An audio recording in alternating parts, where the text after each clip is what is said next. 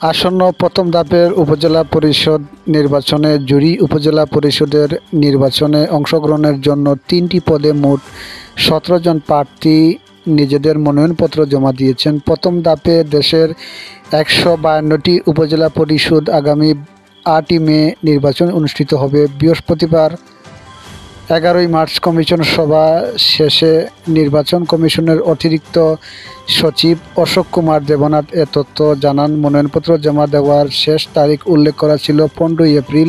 ১৫ই এপ্রিল শনিবার পর্যন্ত জুরি উপজেলা পরিষদ নির্বাচনে উপজেলা নির্বাচন পদে মনোনয়নপত্র জমা দিয়েছেন মোট ৭ জন। তারা হলেন বর্তমান চেয়ারম্যান বীর মুক্তিযোদ্ধা এম এ মহিদ ফারুক এবং দ্বিতীয় নম্বরে বর্তমান ভাইস চেয়ারম্যান রিঙ্কু রঞ্জন দাস এবং ৩ নম্বর চেয়ারম্যান হিসাবে সাবেক ভাইস চেয়ারম্যান কিশোর রায় চৌধুরী মণি, চতুর্থ নম্বরে আব্দুর রহমান এবং পঞ্চম নম্বরে কবির উদ্দিন সহ ষষ্ঠ নম্বরে আলী হোসেন এবং সপ্তম নম্বরে মোহাম্মদ নাসির উদ্দিন।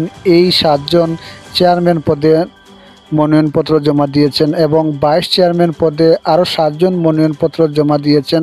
তাদের মধ্যে তারা হলেন ইকবাল আহমদ, জুয়েল আহমদ, মোহাম্মদ শেরুল ইসলাম, মোহাম্মদ মেয়াজ জাকারিয়া শিবলু, মোহাম্মদ আব্দুল শহীদ, মোহাম্মদ শামীম আহমদ ও রুবেল আহমদ। মহিলা ভাইস চেয়ারম্যান পদে ৩ জন মনোনয়নপত্র জমা দিয়েছেন। তারা হলেন বর্তমান মহিলা ভাইস চেয়ারম্যান রণজিতা শর্মা, সাবেক মহিলা ভাইস চেয়ারম্যান আজিমুন খানম ও শিল্পী বেগম। প্রথম ধাপের নির্বাচনের বাছাই ১৭ই এপ্রিল, প্রত্যাহারের শেষ সময় ২২ এপ্রিল, প্রতীক বরাদ্দ দেওয়া হবে আগামী ২৩ এপ্রিল এবং ভোট গ্রহণ হবে ৮ই মে। এসব তথ্য নিশ্চিত করেছেন উপজেলা নির্বাচন অফিসার ও সহকারী রিটার্নিং অফিসার মোহাম্মদ মুস্তাফিজুর রহমান। দর্শক, যে যেখান থেকে সিলেট টিভির এই নিউজটি দেখছেন, আপনাদের কাছে অনুরোধ থাকবে এই তথ্যটি আপনারা বেশি বেশি শেয়ার করে জুরি ভোটারদেরকে জানিয়ে দিন। ধন্যবাদ।